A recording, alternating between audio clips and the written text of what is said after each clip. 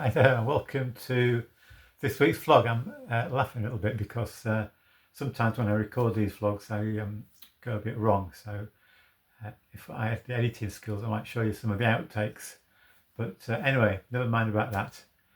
I wonder if you were part of a church when you were in your childhood years. I was, and we all have different experiences of being part of church as children. Was yours a good experience or perhaps not so good? We have a young girl in our church called, well, we'll call her Emma. That's not her real name, but we'll call her Emma for purposes of what I want to say.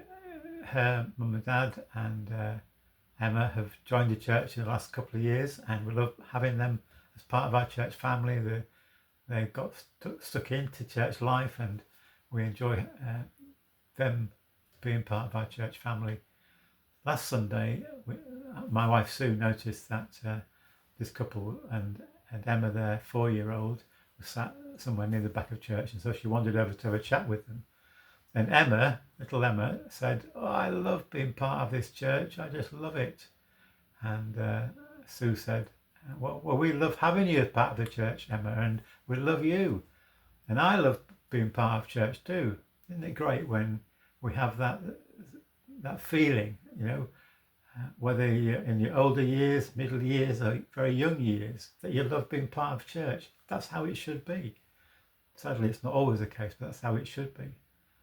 And so that's great that here's that little 4-year-old girl, and she's been welcomed and loved, and just loves being part of church.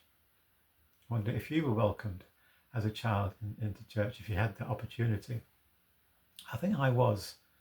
I have some good memories of church as a child, but I do remember this one thing, that when we went to church, my family, mum and dad, my 4 elder sisters and me, later on my young brother, but when it was just the 5 of us, we'd go to church and somebody was standing on the door handing out the hymn books.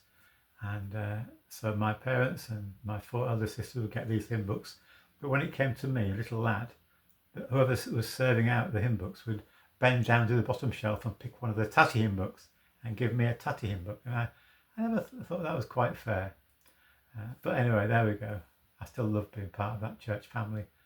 Anyway, to go back to Emma, who I was talking about, this little girl, her mum told us later on that Emma had been talking to her big sister. Her big sister, I think, is late teens, early 20s. And Emma has asked her big sister whether she'd like to come to church with them. And her big sister said to Emma, "No, I don't believe in Jesus." And Emma said to her, "Well, that's okay, because Jesus believes in you." Isn't that a fantastic thing for a little 4-year-old child to say? It doesn't matter so much if you don't believe in Jesus, because he believes in you. And I wonder what effect that might have on Emma's older sister as she ponders on that encouragement. I was thinking of the number of times in the Gospels where Jesus interacts with children. And there's a verse in the scriptures that says this: "Out of the mouths of babes and infants you have ordained strength, that you may silence the enemy and the avenger." So we have that saying, out of the mouths of babes and infants.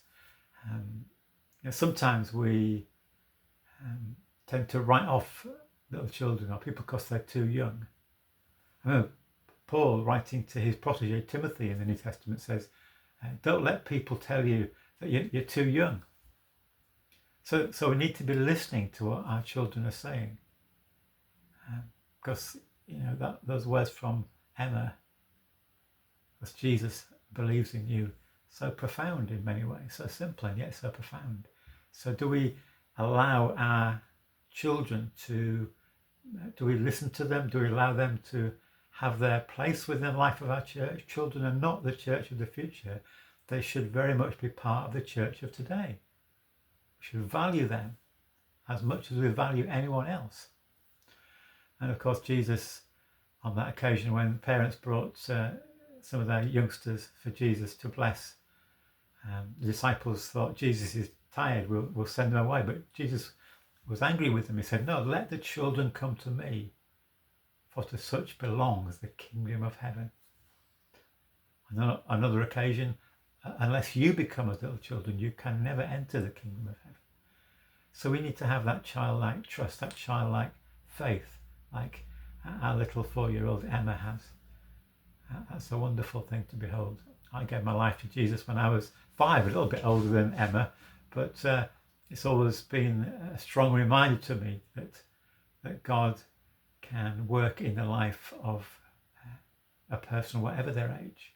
So we need to value everybody in our church families, whether they're very young or very old. Everyone precious. Everyone has a part to play. Everyone can speak wisdom, words from God.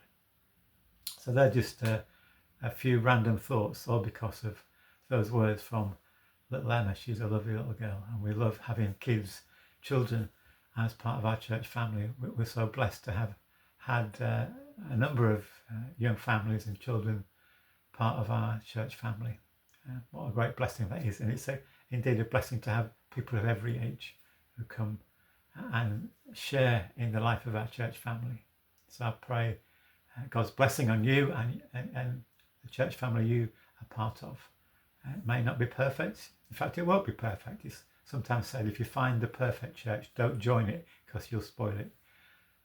But we pray that God may increasingly build up his people within the life of local church and churches together.